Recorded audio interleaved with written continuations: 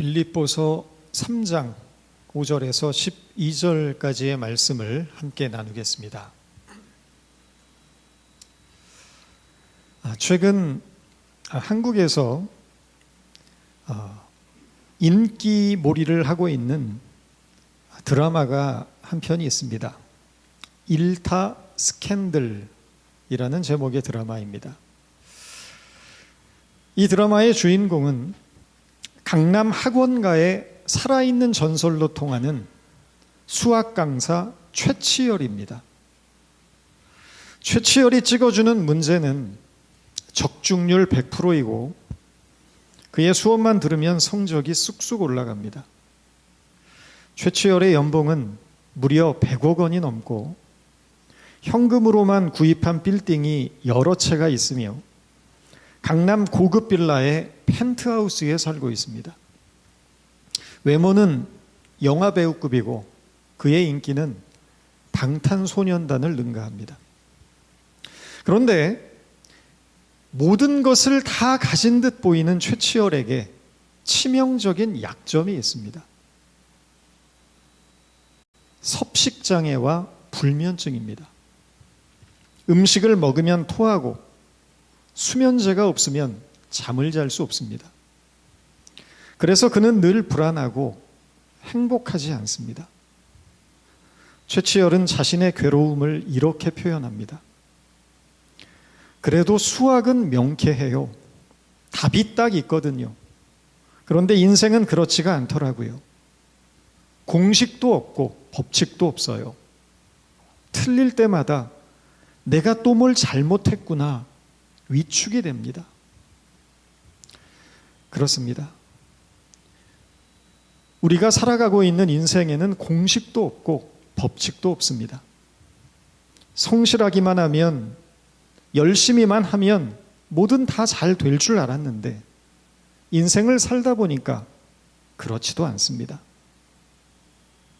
내가 노력한 만큼 대가가 돌아오지 않는 것이 인생입니다. 돈과 명성을 가지면 잘 살 줄 알았는데 막상 가지고 나니 행복하지가 않습니다. 인생에는 생각지 않은 변수들이 너무나 많이 존재하기 때문입니다. 우리는 인생 속에서 끊임없이 선택해야 하고 그에 대한 대가와 희생을 치루어 내야만 합니다. 무엇이 옳은지 알 수 없고 지나고 나서야 후회하지만 시간을 되돌릴 수는 없습니다. 그저 자신의 선택이 최선이 되도록 노력할 뿐입니다. 오래전에 코미디 프로 중에 부채도사라는 것이 있었습니다. 신의 뜻이면 부채가 오른쪽으로 기울어지고 신의 뜻이 아니면 부채가 왼쪽으로 기울어집니다. 우리가 인생의 길을 놓고 하나님께 그 뜻을 물을 때마다 하나님도 부채도사처럼 응답을 해주시면 얼마나 좋겠습니까? 그런데 그런 일이 일어나지를 않습니다. 어떤 사람은 자신은 기도할 때마다 하나님의 뜻이면 오른손이 자꾸만 하늘을 향해서 올라간다는 주장을 하는 사람도 있습니다만 그런 말은 절대 믿어서는 안 됩니다. 미신이고 가짜이고 엉터리입니다. 기독교 신앙은 신의 뜻을 물어 힘든 길을 요리조리 피해가는 무당의 점괘가 아닙니다.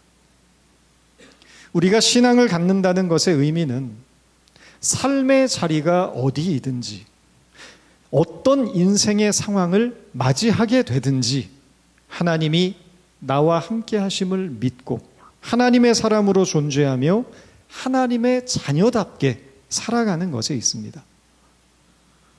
때로는 역경이 있고 실패가 있고 많은 장애물로 인해서 넘어지기도 하지만 슬픔과 괴로움을 견디어야 하는 순간도 있지만 그러나 믿음으로 인내하고 참고 견디어서 하나님을 예배하는 사람이 되는 것이 기독교 신앙의 목적이라는 것입니다. 바울은 오늘날 우리가 표현하는 말로 하면 최고의 스펙을 가진 사람이었습니다. 바울이 밝힌 자신의 이력은 이렇습니다. 나는 8일 만에 할례를 받았고 이스라엘 족속이요 베냐민 지파요 히브리인 중에 히브리인이요 율법으로는 바리새인이요 열심으로는 교회를 박해하고 율법의 의로는 흠이 없는 자라. 바울은 신분부터 남달랐습니다. 혈통으로는 유대인이지만 나면서부터 로마의 시민권을 가졌고 헬라 철학과 언어에 능통했습니다. 자신이 베냐민 지파의 후손임을 자랑스러워했고 당대 최고의 학파였던 가말리알의 제자라는 자부심도 있었으며 백성의 스승이라 불렸던 랍비로서의 명예심도 컸습니다. 바울은 소위 말하면 금수저 출신입니다. 바울의 자기소개를 보면 앞권은 이것입니다. 나는 흠이 없는 자라. 스스로를 완벽하다고 생각하고 있는 것입니다. 종종 너무 잘난 척하는 사람을 보면 속된 말로 재수없다라는 표현을 씁니다. 바울 본인은 자부심이었을지 모르지만 바울은 남보기에 재수 없는 스타일이었을지 모르겠습니다. 그런데 그가 변했습니다. 부활하신 예수님을 만나고 난 후에 바울은 그 자신감은 어디로 가고 이제는 나는 약하다라고 말합니다. 그리고 나는 나의 약함을 자랑한다고 고백합니다. 여기서 더 나가서 나는 죄인 중에 괴수라고 말하기도 합니다. 근본 하나님과 본체시나 그 영광을 자기의 취할 것으로 여기지 아니하시고 자기를 비워 종의 형체를 가져 낮아지시고 복종하심으로 십자가에 못 박히신 예수 그리스도를 만난 후에 바울이 변화된 것입니다. 최근에 한국에서 사업을 하는 한 친구가 어느 날부터인가 허리 통증이 있어서 과거에 허리 디스크 수술을 받으면서 박아놓은 철심 때문에 그런가 보다 생각을 했답니다. 그런데 병세가 나아지지 않고 허리 통증은 날이 갈수록 더 심해집니다. 병원을 찾았다가 충격적인 진단을 받습니다. 허리에 박아 놓았던 철심이 원래 자리에서 이탈하면서 점점 척수신경을 누르고 있는데 만약에 그 철심이 1mm만 더 움직였다면 척수신경이 마비되어 하반신 마비가 되었을 것이라는 진단이었습니다. 이 사건은 그 친구의 인생에 있어서 큰 전환점이 되었습니다. 사업을 시작한 이후로 한 번도 쉬어본 적이 없던 친구는 3개월간의 휴가를 내고 온전히 자기만을 위한 휴식을 갖습니다. 결혼 이후에 한 번도 해본 적 없다는 가족과의 여행을 하고 오랫동안 발길을 끊었던 교회를 찾았습니다. 그러면서 저에게 참 놀라운 요구를 합니다. 자기를 위해서 기도를 해달랍니다. 제가 기도를 하니까 이 친구가 전화상으로 훌쩍이는 소리가 들립니다. 그리고 저에게 이렇게 말합니다. 야, 내가 아파 보니까 제일 중요한 게 건강이더라. 사람 생명보다 중요한 게 없더라. 사람이 큰 일을 겪고 나면 바뀌는 것이 있습니다. 가치 판단의 기준입니다.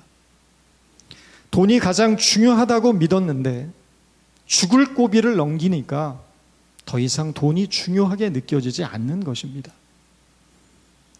돈보다 건강이, 돈보다 생명이 더 소중함을 깨닫게 되고 돈 버는 것도 좋지만 그보다 사랑하는 사람과 가족과 함께하는 시간이 더 소중함을 깨닫게 됩니다.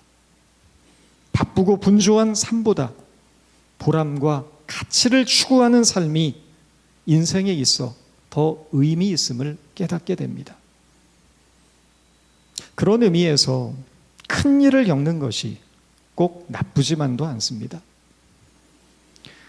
그러나 지혜로운 사람은 그 큰 일이 닥치기 전에 깨닫는 사람일 것입니다. 우리에게 깨달을 수 있는 기회가 주어졌을 때 정말 무엇이 중요한지를 깨닫게 되는 지혜로운 성도들이 되시기 바랍니다. 바울은 대낮에 사막의 뜨거운 길을 가다가 강렬한 빛 속에서 말씀하시는 예수님의 음성을 들은 후 눈이 멀었습니다.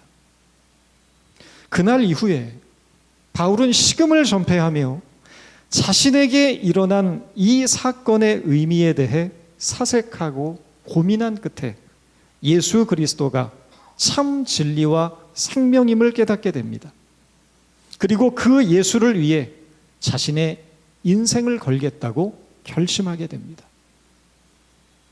두 눈이 멀쩡할 때는 만나지 못했던 예수님을 아이러니하게도 두 눈의 시력을 완전히 잃고 난 후에야 만나게 된 것입니다. 이후에 바울의 세계관은 새롭게 변화되었습니다. 이전에 중요하게 여겼던 신분, 학식, 가문, 사회적 명성과 명예, 종교적 지위와 열심은 더 이상 바울에게 중요한 것이 되지 못했습니다. 바울은 예수를 만나기 전까지 자신이 유익하다고 여겼던 모든 것을 해로 여기고 심지어 배설물처럼 여긴다고 고백합니다. 그러나 무엇이든지 내게 유익하던 것을 내가 그리스도를 위하여 다 해로 여길 뿐더러 또한 모든 것을 해로 여김은 내 주 그리스도를 아는 지식이 가장 고상하기 때문이라. 내가 그를 위하여 모든 것을 잃어버리고 배설물로 여김은 그리스도를 얻고 그 안에서 발견되려 함이니 내가 가진 의의는 율법에서 난 것이 아니요 오직 그리스도를 믿음으로 말미암는 것이니 곧 믿음으로 하나님께로서 난 의라. 신앙은 자기를 비우는 일입니다. 그리고 그 빈자리를 그리스도로 채우는 것이 신앙입니다. 그런데 많은 경우 예수를 믿고 자기를 비우기는커녕 더 욕심이 많아지고 집착이 강해지고 고집스러워지는 경향을 보이는 것을 목격하게 됩니다. 자기를 비워 그 빈 자리를 예수로 채우는 것이 아니라 바울이 똥이라고 여기며 버렸던 세상의 욕심과 탐욕으로 채웠기 때문입니다. 자기를 비워 종의 형체를 가져 나무 십자가에 달려 죽은 예수를 믿는 것이 아니라 나의 욕심을 채워주고 나의 소원을 성취해줄 근간의 예수를 믿었기 때문입니다. 최근 발표된 설문조사를 보니까 비기독교인들이 기독교인들에 대해 갖고 있는 이미지에 대한 키워드가 세 가지로 분석이 되었습니다. 이중적인, 거리를 두고 싶은, 그리고 마지막은 과히 충격적입니다. 사기꾼 같은. 인정하고 싶지 않지만 바로 이것이 지금 세상 사람들의 눈에 비춰지고 있는 기독교인들에 대한 적나라한 현실입니다. 예수를 믿으면 복을 얻는다는 번영신학의 논리가 저변에 깔려 기독교인들의 의식을 지배하고 있습니다. 이것은 비움이 아니라 채움입니다. 낮아짐이 아니라 높아짐이고 희생이 아니라 영광을 추구하는 것입니다.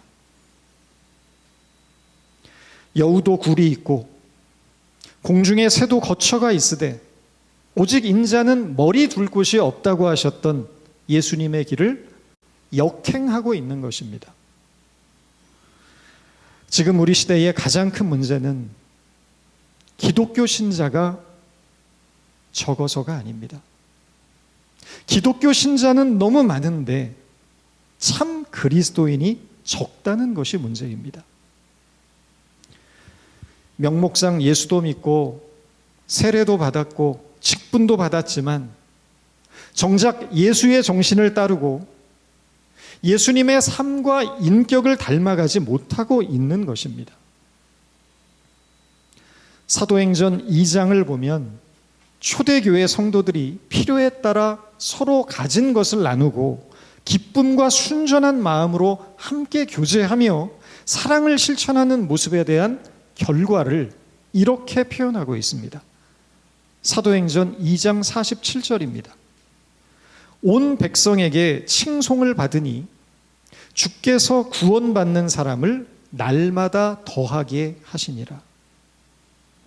전도의 방법론이 따로 있었던 것이 아니라 온 백성의 칭송을 받다 보니 날마다 구원받는 자가 많아졌다는 것입니다.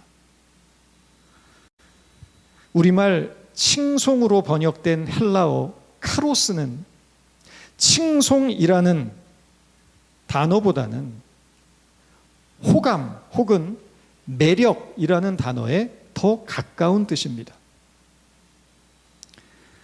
주님의 말씀에 따라 살아가는 초대교회 성도들의 삶이 사람들에게 호감을 주었고 매력적으로 다가왔다는 것입니다.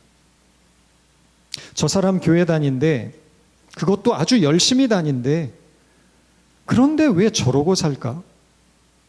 저 사람 조심해. 가까이 하지 마. 거리를 두어. 믿을 수 없는 사람이야.